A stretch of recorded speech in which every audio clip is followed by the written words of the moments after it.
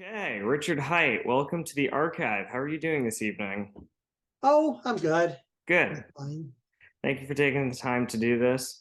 So you wrote a book, In the Shadows of Salem. The subtitle is the Andover Witch Hunt of 1692. Okay. So the witch trials is a very interesting time to study for me. That was sort of the end of the witch trial or the Inquisition era, which kind of got kicked off in the 1400s. And it's an interesting case historically to keep studying. I've seen, even to this day, historians cover still be uncovering new things about it all the time.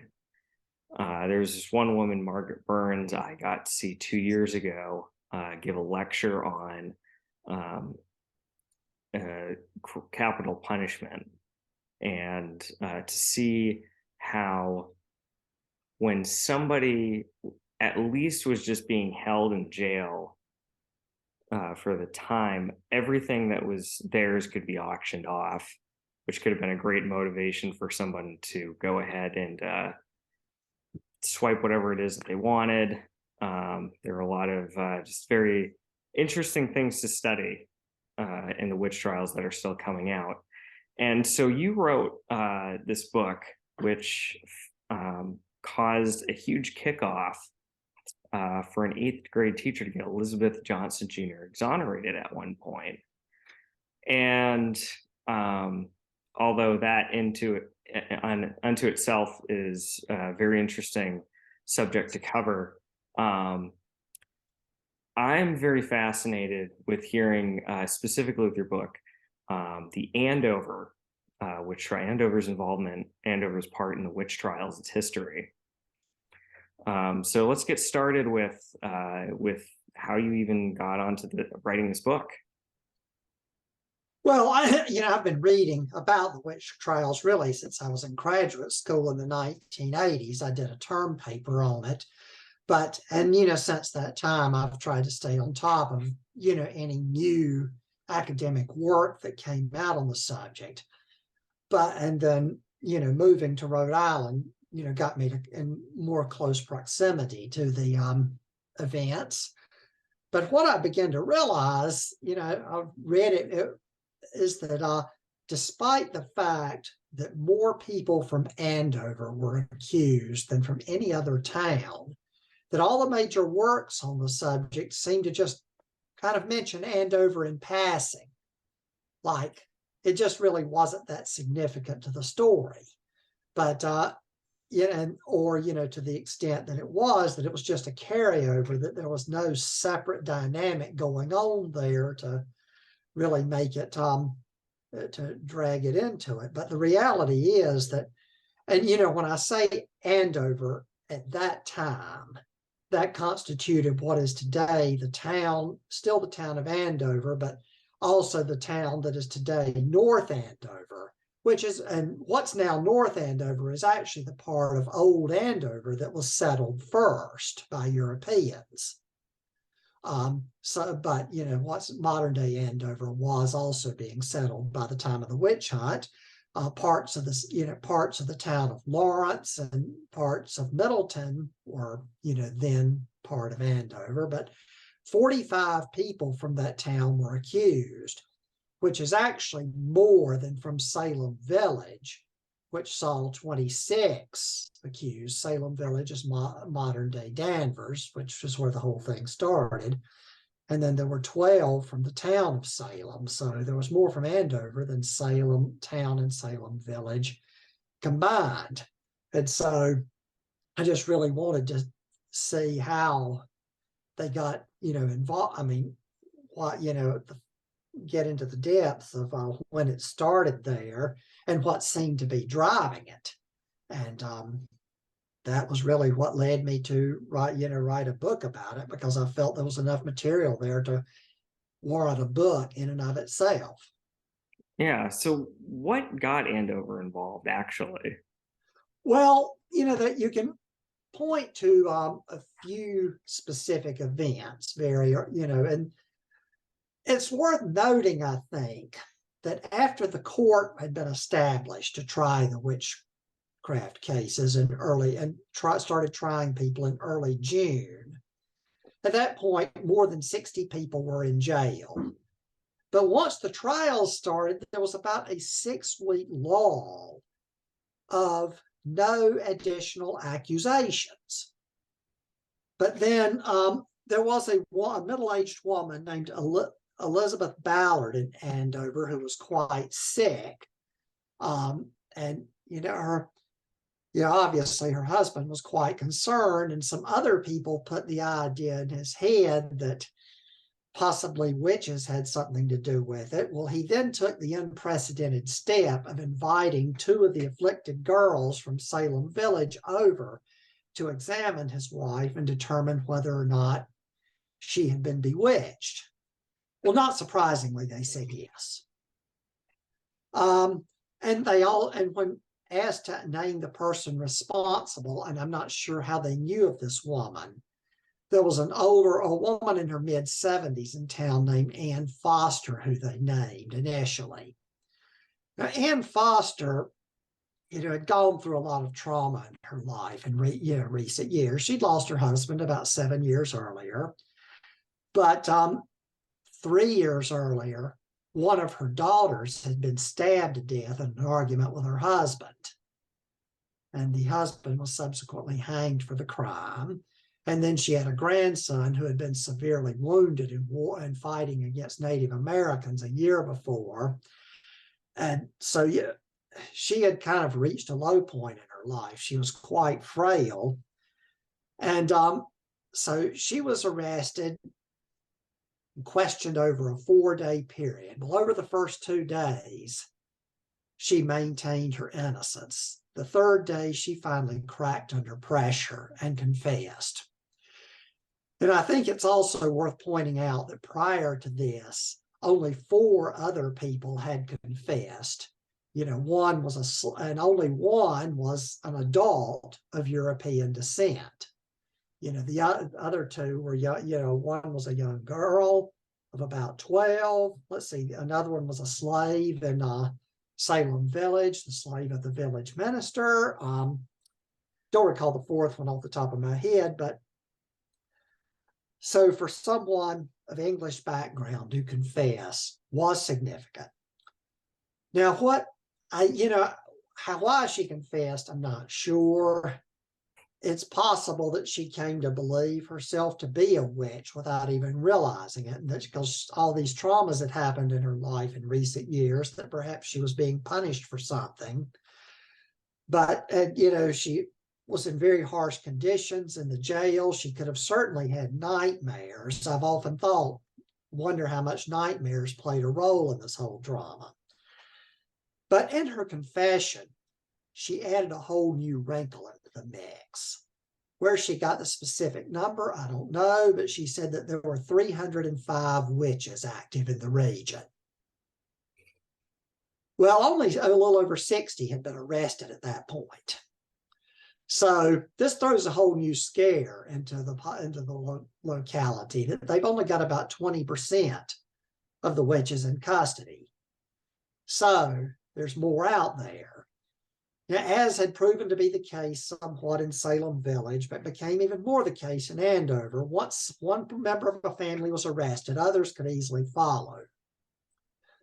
The next 2 to be arrested were Ann Foster's own daughter and granddaughter, both named Mary Lacey. Well, they both confessed. And I should point out here, arrests had already happened all over at northeastern Massachusetts, primarily in Essex County.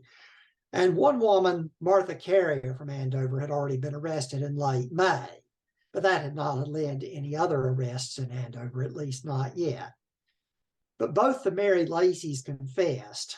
Both of them, blamed Martha Carrier for leading them into witchcraft, as Ann Foster had mentioned seeing Martha Carrier involved. But the younger Mary Lacey, who was only 18 years old at the time, declared that Martha Carrier was to be the eventual queen in hell. So, well, if Martha Carrier is going to be the queen in hell, she's probably a leading recruiter of new witches. So who's she going to recruit? Neighbors in Andover.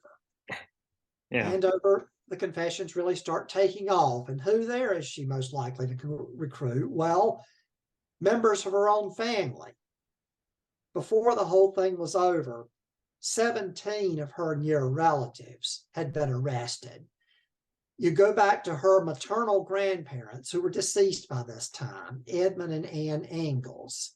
Her mother was Faith Ingalls, who had married a man named Andrew Allen, who was her father. Her maiden name was Allen.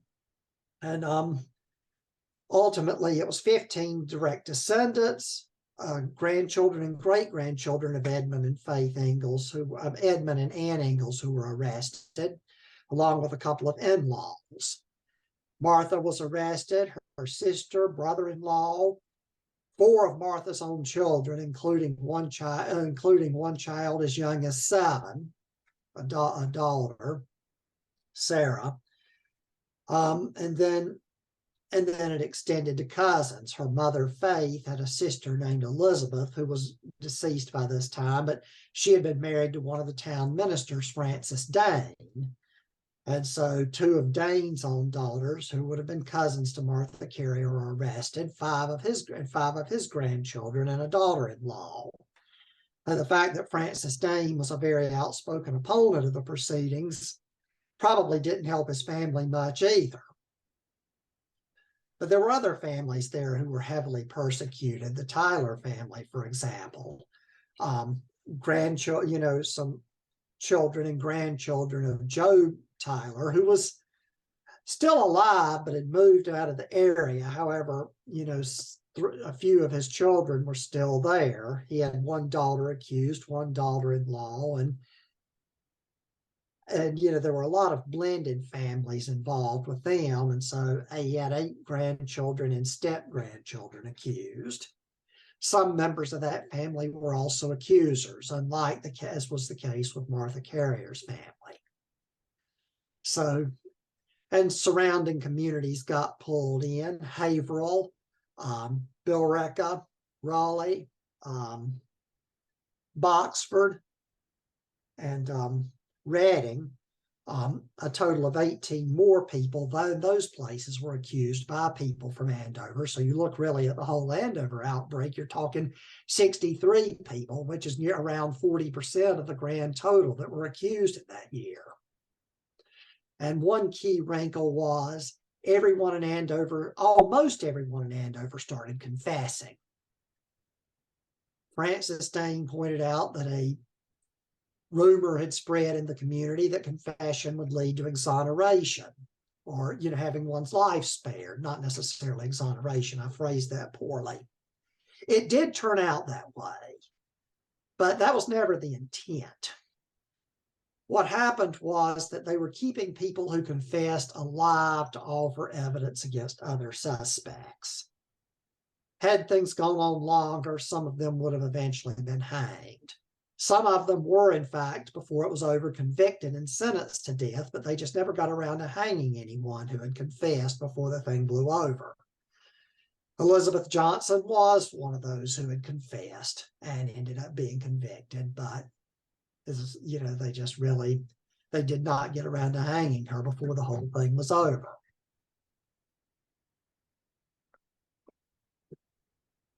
I wanted to say one more thing about the confessions. One thing that's noteworthy about Andover is different from the rest of the areas.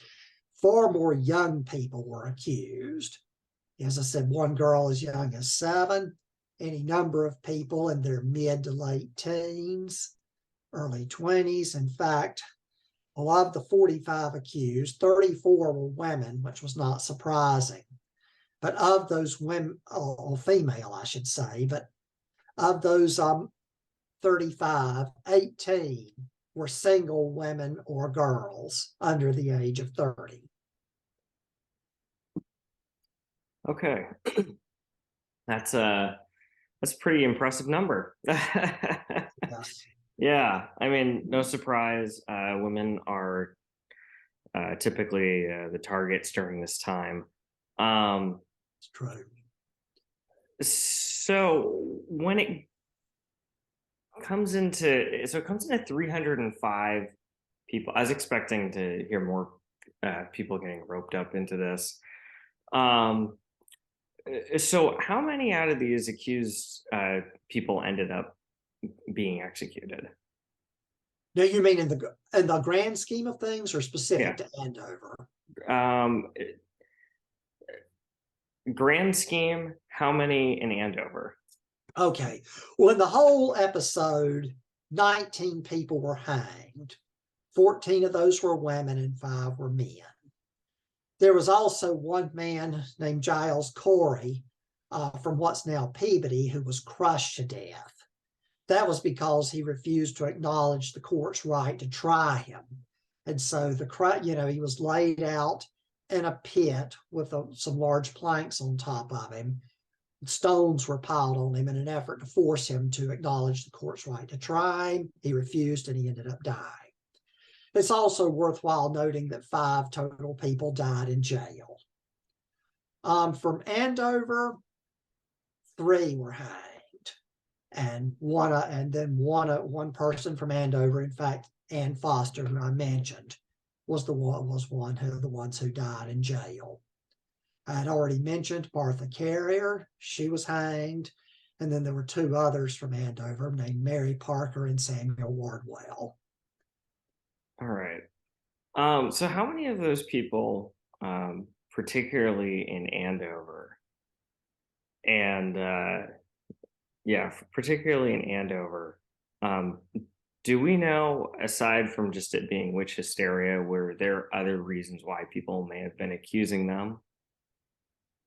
Well, just like that, and some of them, they did have there were some that were perceived as odd in certain ways, or who had done things that were generally considered innocuous, but in the climate of the time drew suspicion upon themselves. In fact, Samuel Wardwell was long known in the town of Andover for telling fortunes, particularly to young people. And supposedly some of the events he foretold did in fact become true. But my feeling is that it's because people so strongly believed in him that it became a self-fulfilling prophecy. For instance, one young man, he predicted he would fall off a horse. Well, he did.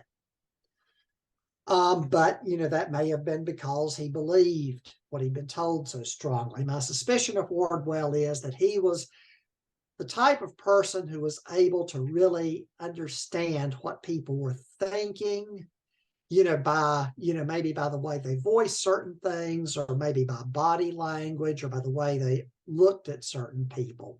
For instance, he told this one young man named James Bridges, who was in his early 20s, that he loved a girl at 14, which James Bridges acknowledged to be the truth. What the wording does not make clear, I should point out, is whether James Bridges loved this girl when he himself was 14, or if he, in his early 20s, loved a 14-year-old girl. It's just not clear. It's just not clear from the testimony. Chances are Wardwell observed him in the company of the particular girl and perceived that he was, the attraction to her. But in that sort of climate, that, became a fear. Now, I'd already mentioned, Elizabeth Ballard's husband, Joseph, was the person who invited the 2 people from Salem Village. Well, Joseph happened to be a brother of John Ballard, who was the constable of the south end of Andover.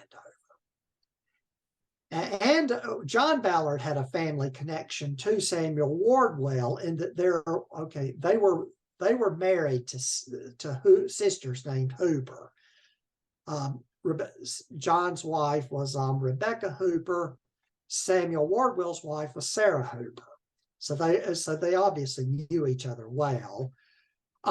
With the witchcraft going on, Wardwell became worried that people might perceive him to be involved in witchcraft, and he confided those concerns. And then when he learned of Elizabeth Ballard's illness, he feared that he might be suspected, and he voiced that fear to his brother-in-law, John Ballard.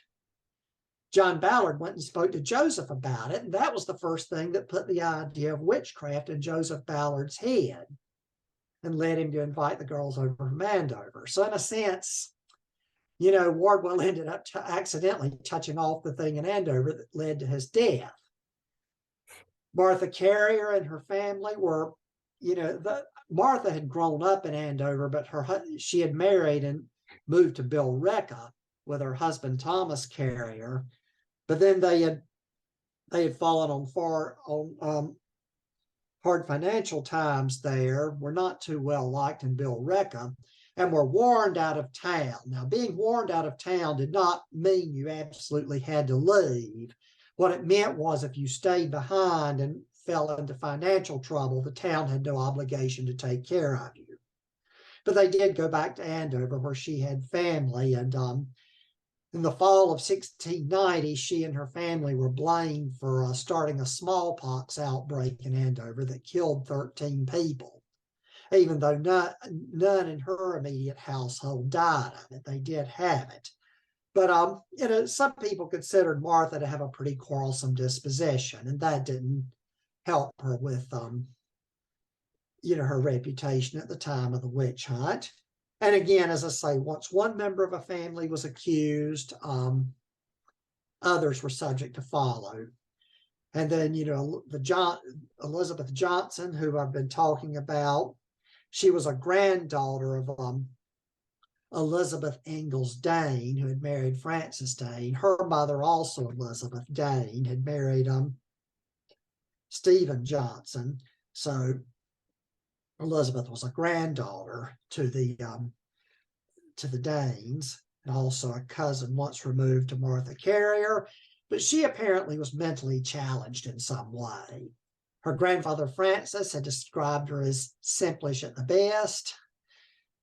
When she went into the courtroom, she not only confessed, she took it to a whole new level. She pulled out a couple of poppets that she actually claimed to have used as weapons against people, squeezing them and thinking of the person she wished to hurt.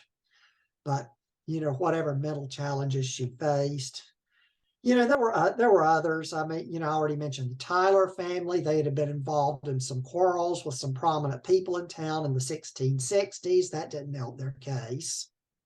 And were these like their history that was being brought in used against them during the court case?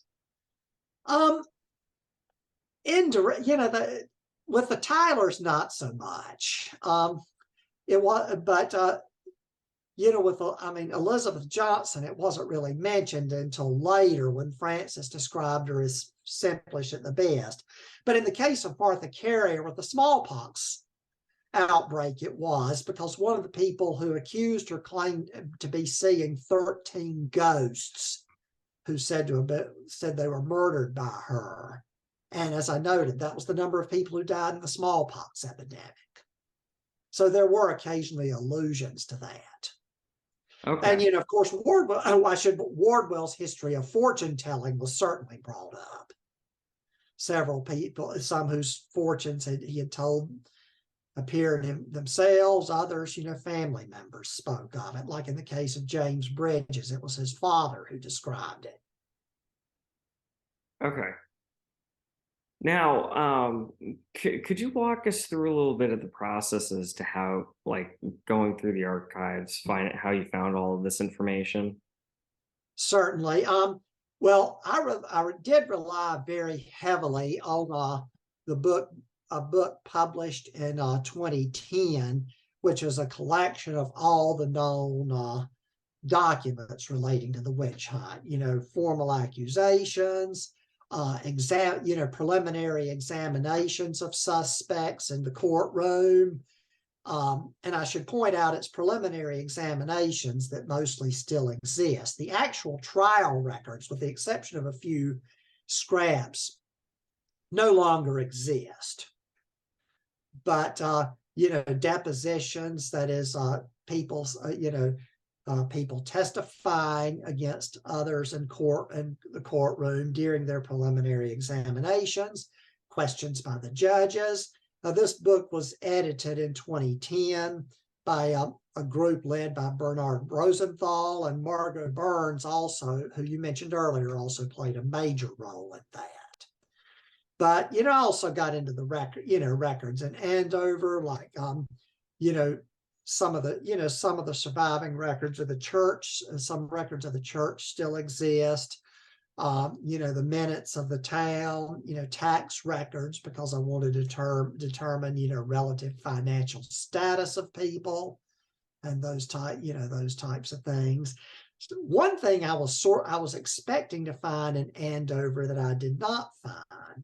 So I should point out, one of the major works on Salem Village was published in 1974 by Paul Boyer and Stephen Niesenbaum, and they get into a regional conflict in Salem Village, which involves, the people in the western half of the village being, more isolated from Salem town than the eastern half, and that playing a role in who accused who.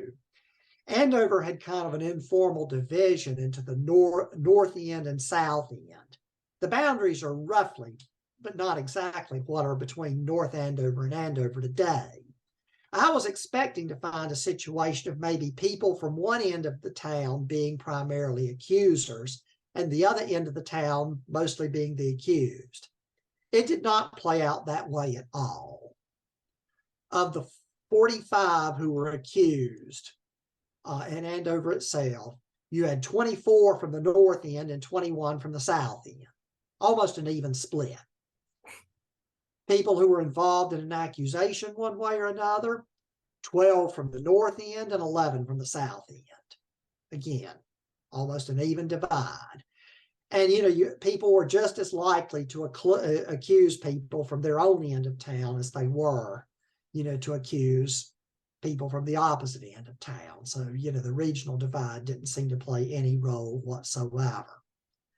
But that was one of the reasons for using the tax records. And because I did want to, because they are divided up by which end of town was involved. And, the division, there was only one set of selectmen who were the major decision makers for the town, but each end of town by that time had its own constable. John Ballard, who I already mentioned, was the constable of the south end. Ephraim Foster was the constable in the north end.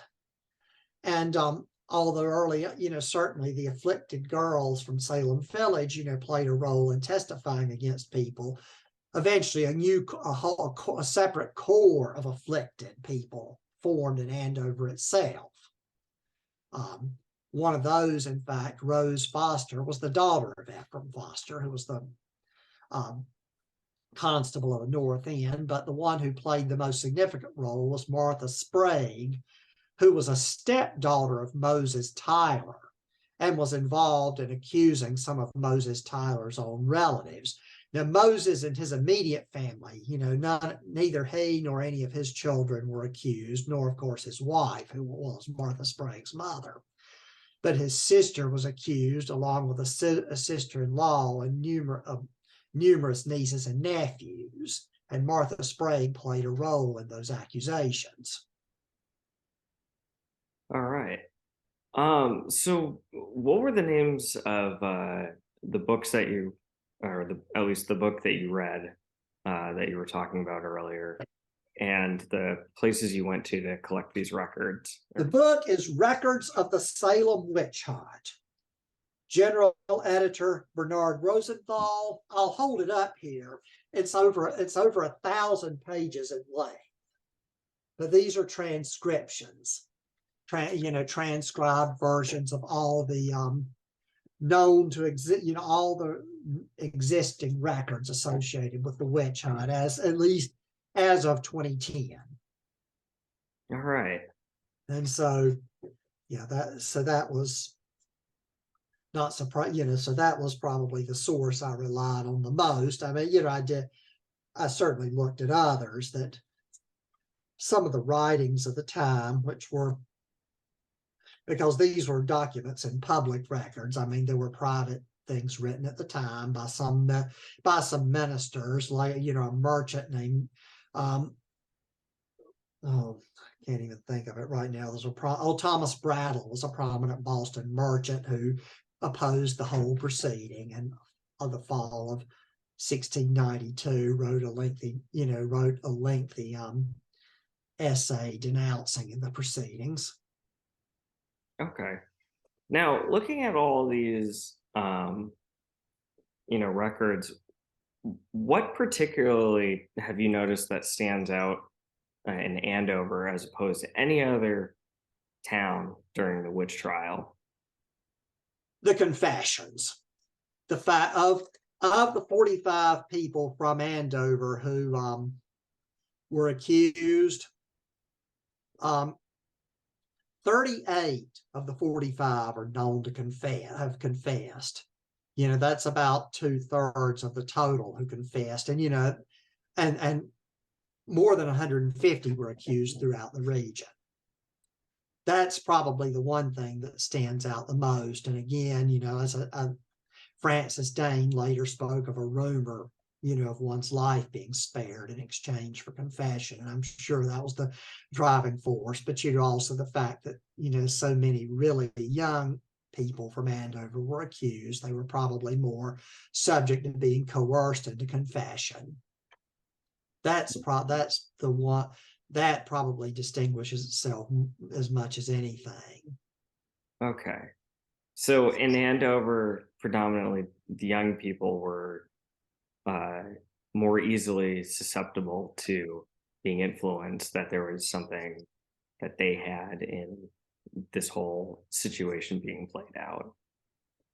Yeah, in terms of, and they were, they just, a lot more of them fell under suspicion in Andover than in other places.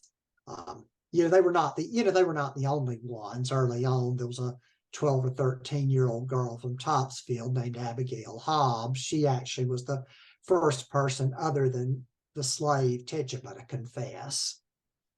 And then her stepmother confessed soon after.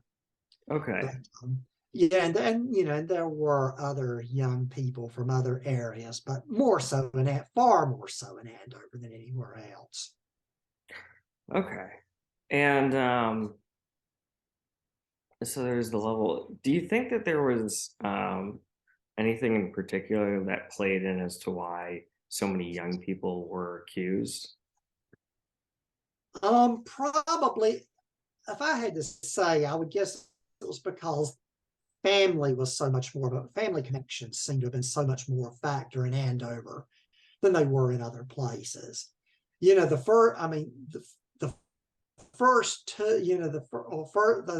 first young person to be accused in Andover was 18-year-old Mary Lacey, who was the granddaughter of Ann Foster, and then the daughter of Mary Lacey, who was also accused. And then, of course, 4 of Martha Carrier's children, as I mentioned, they confessed, and also said that the 2 younger ones in particular indicate mother had made them a witch and made them witches. Now, in fact, they were all in jail together, and Martha may have told them to confess and implicate her to save themselves. There's no way of knowing. But and then, of course, in terms of Martha Carrier's relatives, she had a 9-year-old niece who was accused. And then I met 2 of her cousins who were daughters of Francis Dane were accused. Abigail Dane Faulkner, and I already mentioned Elizabeth Dane Johnson. And between the 2 of them, they had a grand total of 5 children who were accused. Now, the younger Elizabeth Johnson was not really a child, anymore. She was about 22 years old, but she was mentally challenged, as I noted, whereas those others were children. Same thing happened in the Tyler family. I mentioned Moses Tyler's sister-in-law, his brother, the wife of his brother, Hope Still Tyler. She had 3 daughters accused. And I think at least a couple of, and then the sister who was Mary Tyler Bridges. In fact, she was married to John Bridges, the father of James Bridges, but she had a daughter and a stepdaughter who were accused along with her. I think the family dynamic, I think, had a lot to do with it. It was thought that once some young people were accused and confessed, they probably made other young people more vulnerable, because they realized, they assumed anyway, young people are involved in this too.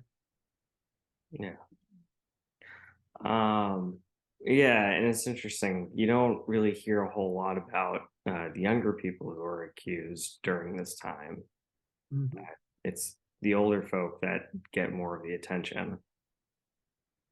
That's very true. And even at that, well, some of the people who I think are perceived to have been old, or not as old as is generally thought. Arthur Miller's play, The Crucible, has something to do with that. I think that, for example, Sarah Good of Salem Village, if I'm not mistaken, is depicted in his play as being elderly. And she was actually only in her 30s. Mm-hmm. And so what was the average lifespan at that time, just quickly? I don't really know exactly what life expectancy was, but it was not as low as people think, at least for people who made it past childhood. One of the things that dragged life expectancy down was the fact that so many children died. You go into cemeteries with a lot of graves from the colonial era, you'll find people living into their 80s. I think it's generally thought for men, once they reach the age of 20, they stood about a 50% chance of reaching age 70. For women, of course, it came later, because, of course, so many women would die in childbirth. But once a woman got through her childbearing years, she also stood a reasonable chance of living at least into her 70s. There was always the chance that an epidemic can come along and take and wipe out a number of people in a short, and like the smallpox epidemic in 1690 that I spoke of. Those things definitely happened. Okay. Yeah. All right. No, that is sort of interesting. Yeah. Arthur Miller. After that, I've always had that mental image of people being elderly and Sarah Good being elderly. That's true. And Martha Carrier, I think, is often thought to be thought to have been older than she was. She was 39 years old, but in his writing about her shortly after her execution, of course, Cotton Mather repeated Mary Lacey's allegation of Martha Carrier being the eventual queen in hell, but he also described her as a rampant hag, which that term suggests an older woman, and she wasn't. Her youngest child, the only one of her children who was not arrested for witchcraft, was only about 3 or 4. Had she lived longer, she might have even had another child or 2. Wow. Things you don't get to hear about. That's true. Yeah. And I think for many people, who read the Crucible in high school, for many, that's all they know about the Salem witch trials. And there's, and that is a work of fiction. Mm-hmm. Now, do you think that is there anything specific that the Crucible has sort of taken the attention away from in the overall? Well, the Crucible does give the impression, and I think that's why it's so much in the popular mind, that confession was a guarantee of survival. Because you remember in the final scene, John Proctor, the play's protagonist, does decide on the day of his pending execution to confess, and it's pictured as if he had confessed, that his life would have in fact been spared, but he refuses to sign the paper and destroys it and allows himself to be hanged with his name intact, as he put it. So I think it's so yeah, I think it does detract from that. I think it does detract from that. The way it depicts the way it depicts the afflicted girls as just deliberately lying schemers. I don't doubt that some fabrication went on, but I think it's taking away from the fact the average person did believe these things. It's and when things went wrong that they couldn't really explain, it was not unusual for to think about people who might have grudges against you and suspect maybe witchcraft is involved. And so many things were just going wrong in the colony at that time. A few years earlier, the charter had been revoked. The Dominion of New England had been created. A governor had been installed, Edmund Andros, of the whole region. King James II was a Catholic, which nobody was happy about. Then, of course, he was overthrown. They overthrew Andros along with him. Everybody was glad to see Andros gone, but they were with no charter. They were really without a means of government for a period of about 3 years there. Increase Mather and others were in England negotiating with a new charter. And in fact, as the witch hunt was taking off, Increase Mather and the new governor, William Phips, were setting sail and coming in. When they arrived in May, Phips was suddenly hit with all these people in jail on suspicion of witchcraft. Because there was that was one thing that probably did cause it to get out of control. There was just no means of really bringing the trials to a conclusion. No means of trying them at all. Okay. Until they established a court. Yeah. So an unestablished court was the predominant reason why it blew up. I think that played a major role in it. But there were other things along the way. One of the more frustrating things about through the whole time of is there were so many instances, it seemed, when there was reason to think it might have run its course and something new would happen to suddenly blow it open again. I already mentioned, that there, prior to what happened in Andover, there had been no new arrests for 6 weeks. Now, that had those new arrests started happening, and if all 60 of those people had been tried, it's possible more would have ultimately been executed. But prior to that, there were initially 3 people arrested. Sarah Good, Sarah Osborne, who was also from Salem Village, and then the slave Tituba. It could have easily gone no further than that. But Tituba confessed, and she not only confessed, she said that she had put her mark in a book with 9 other names. So that told them there that somebody, that there's more people involved.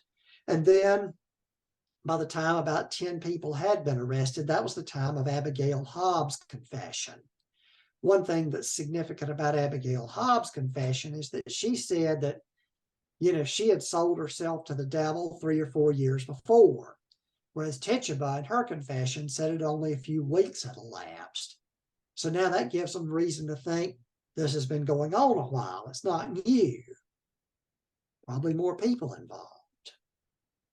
Then, you have the whole thing in Andover, and it just gets more.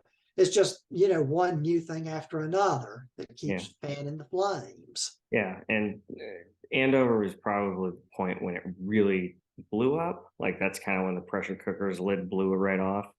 Yeah, well, for the second phase of the whole thing, yes. I mean, things were bound to, it's, in terms of accusations, I would say so. Although, they never did get around to arresting up to over 300 people. It was about 150. Where Ann Foster had said 305 in the region. If it had gone on long enough, maybe it would have gotten to that level. Okay. And But how but many of there those? were 60, so there were about 90 more arrested after that happened. Okay. And so, how many of those people were able to walk away at the end of the day? Did any of them walk away, or were they all killed? Well, oh yeah, only 19 were put to death. Okay. Although Only. 20 if you count the man who was crushed to death in the effort to, but and then at the time, and then there were 10 others who were under the sentence of death, but were never executed. Two of them, John Proctor's wife Elizabeth was pregnant. That's one thing in the play The Crucible that is in fact true. Abigail Faulkner in Andover, she was also pregnant. Then there was a woman from Mary Bradbury from the town of Salisbury. She somehow escaped. She would have been hanged, the last group hanged on September 22nd if she hadn't. The others were confessors, who were convicted, sentenced to death, but the thing blew over before they got around to hanging them. Okay. And then nobody, then I should point out in November, those petitions started circulating, and Andover got heavily involved in that. Ultimately, 4 petitions against the trial, defending the suspects, were circulated in Andover, signed by a total of 72 people. And the main thing that they denounced was so-called spectral evidence. Not only the petitions, but also the writings of the minister Increase Mather. Spectral evidence was the idea that, okay, say if I'm on trial for witchcraft and you're accusing me, I could be in the courtroom. I could just be sitting there not doing anything. And you can claim that my specter is attacking you, and that's supposed to be evidence of my guilt. Now, the dispute over that was not that, the judges did decide to allow it. The dispute over that was not the idea that such things couldn't happen. The question was whether or not could the devil take the shape of an innocent person, or could the devil only take my shape if I gave him permission to do so? The initial court ruled that only if with the person's permission. Then that was thrown out, and then the court was disbanded, in October. December, a new court was created to try the remaining cases, and that court remains the existing court in Massachusetts to this day. But they didn't allow spectral evidence. Well, 52 people were brought into the court after the first of the year. Most of them, either the charges were dropped or they were acquitted. There were 3 more who were convicted. But at the very last minute, Governor Phipps reprieved them along with the people who had been convicted the previous year. The reprieve is not a pardon. It was just, kind of putting things on hold pending further investigation. But there was just no more appetite for conviction after that point. These people walked free eventually. And all the people who were convicted and not hanged at that time between 1702 and 1711 were formally exonerated, with the exception of Elizabeth Johnson. Some of the ones who were hanged were also formally exonerated at that time. Okay. But, and then in the 20th century, all the remaining ones and also, 1957 and 2001, all the remaining ones who were hanged but never exonerated were then formally exonerated. I think Elizabeth Johnson was missed in that effort because she wasn't hanged. Okay.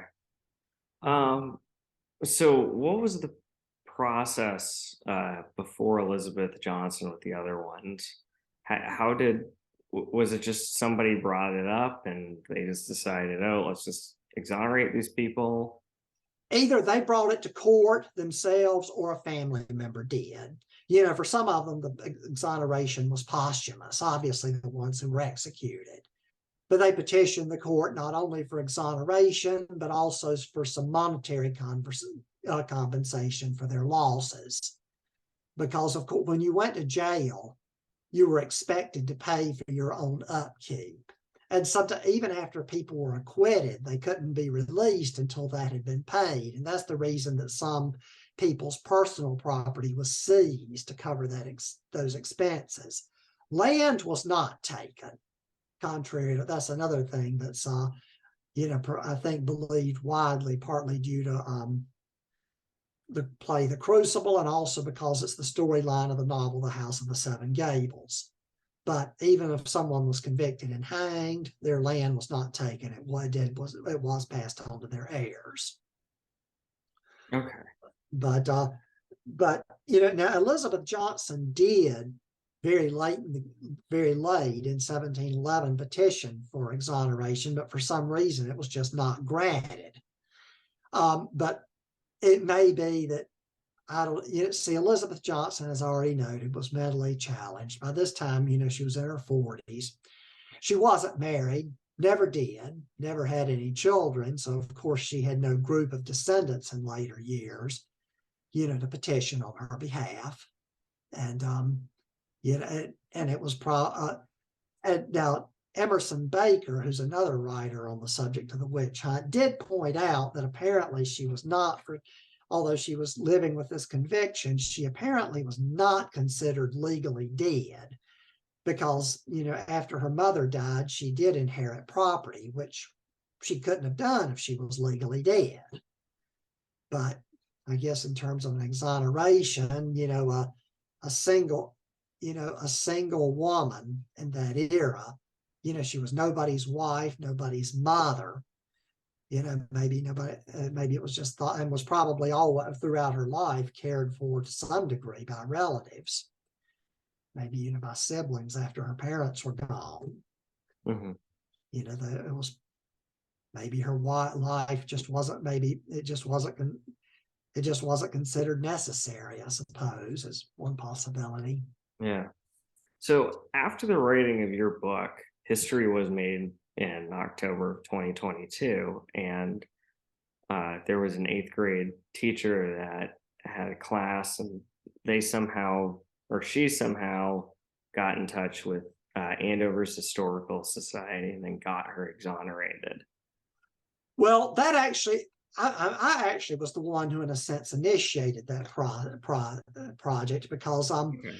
see, I had one of the things I studied was, the lives of the people after the witch hunt. And that was when I came to the realization Elizabeth Johnson had never been exonerated. Actually, had I been a resident of Massachusetts, I would have probably just reached out to my own state senator or representative. But I live in Rhode Island, not Massachusetts. So I began asking around, the North Andover Historical Society, how could we go about this? Well, I always often go there on their 17th century Saturdays to attempt to sell copies of my book. And there's always other people there. That one of the members of the board of trustees suggested that sounds like potentially a good 8th grade civics project. So there happened to be a retired teacher there. He was at the time the caretaker of the Parson Barnard House, named Greg Pascoe. And he said, he had taught 8th grade civics, and he would have taken this himself if he was still teaching. But he directed me to Carrie LaPierre, who was this 8th grade teacher. I can't remember I think he reached out to her first on my behalf, and then I reached out to her. And then she came by on one of the 17th century Saturdays, and had read the book by that time and was talking. And then we talked about it. And then in March of 2020, just before everything shut down because of the pandemic, I went and addressed her class.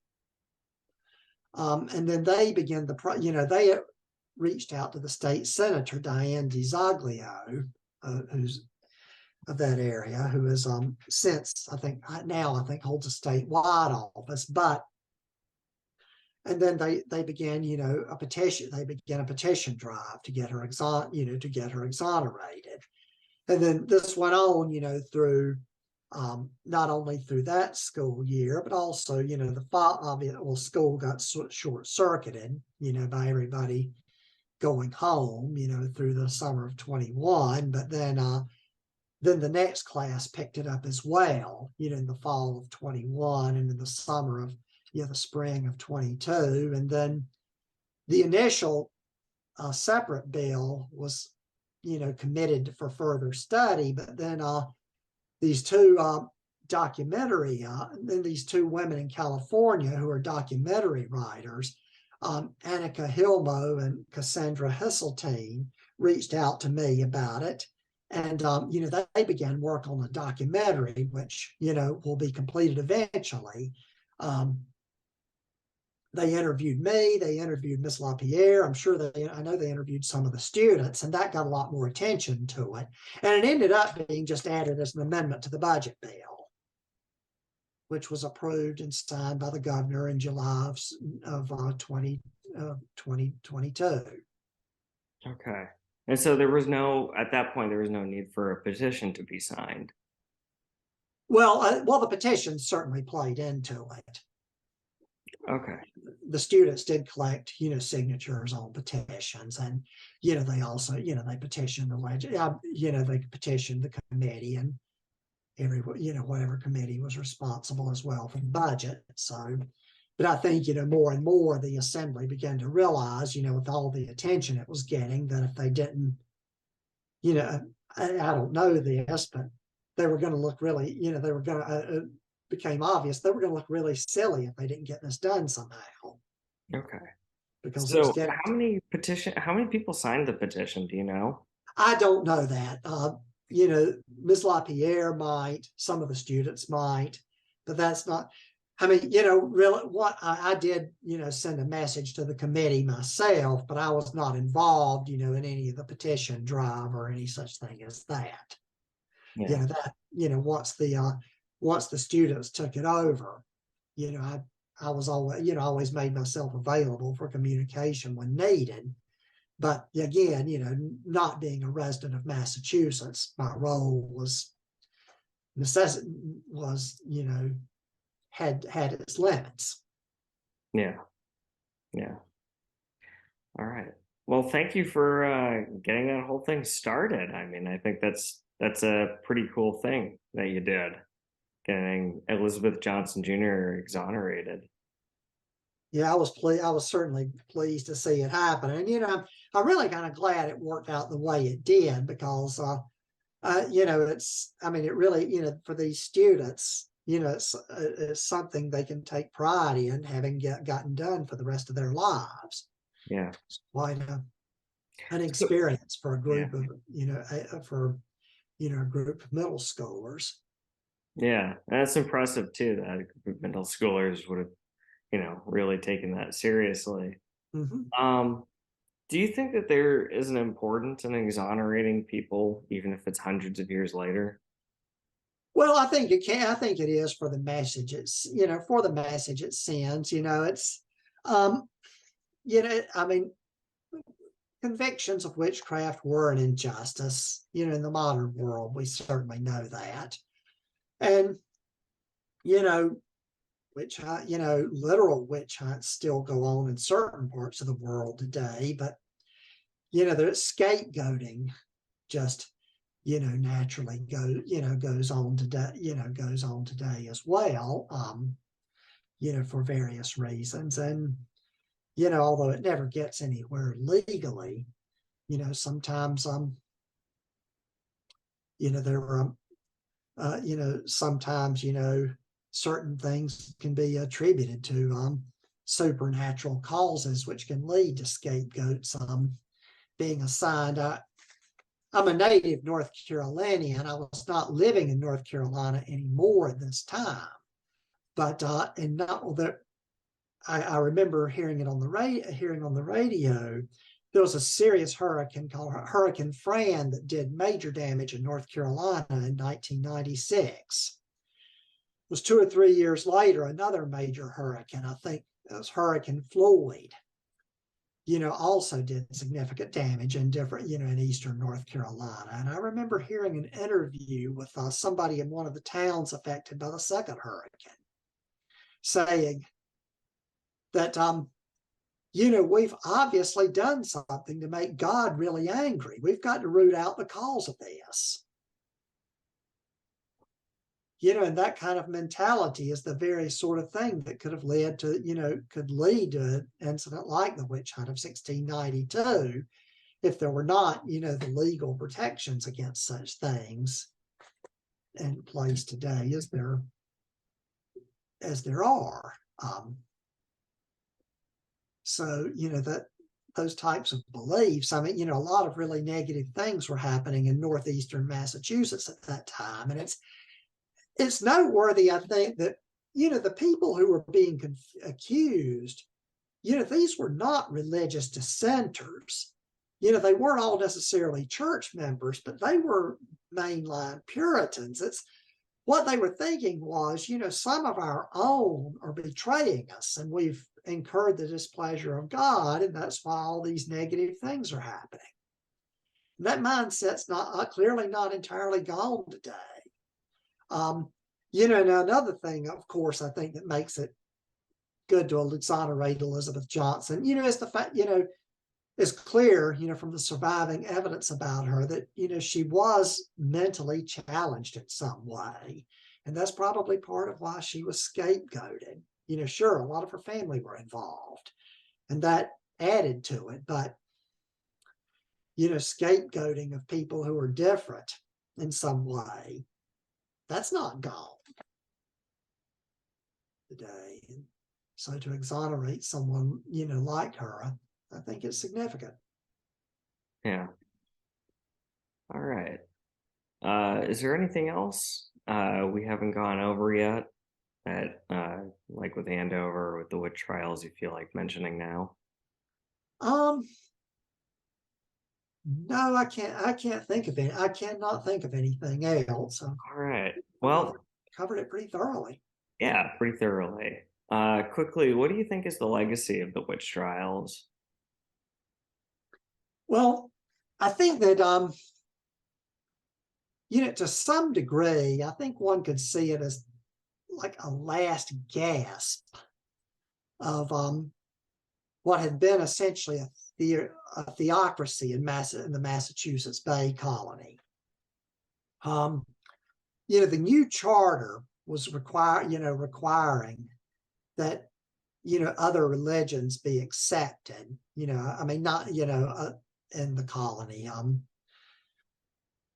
They were becoming more commercialized and getting away from a primarily agricultural life. In a sense, I think the witch hunt it's possible to see it as like the last gasp of an old order, maybe the last lashing out, so to speak, of some who wanted to, were unhappy with the world that was to come. And, I can see that having been reflected, in the past, many ways in the past 7 or 8 years with, there's some, you see a lot of backlash today against immigration. Things happened in the 2010s that I think threw a scare into a lot of people. The rights of the gay community expanded significantly. There was an African-American president. That frightened a lot of it. Things like those things frightened a lot of people. And so, I think you could see some of that, some of those saying, that those sorts of things reflect some of the same things that were going on in Salem at the time and the surrounding area. Fear of change and the new things to come. So, and is there a message that you have for future generations?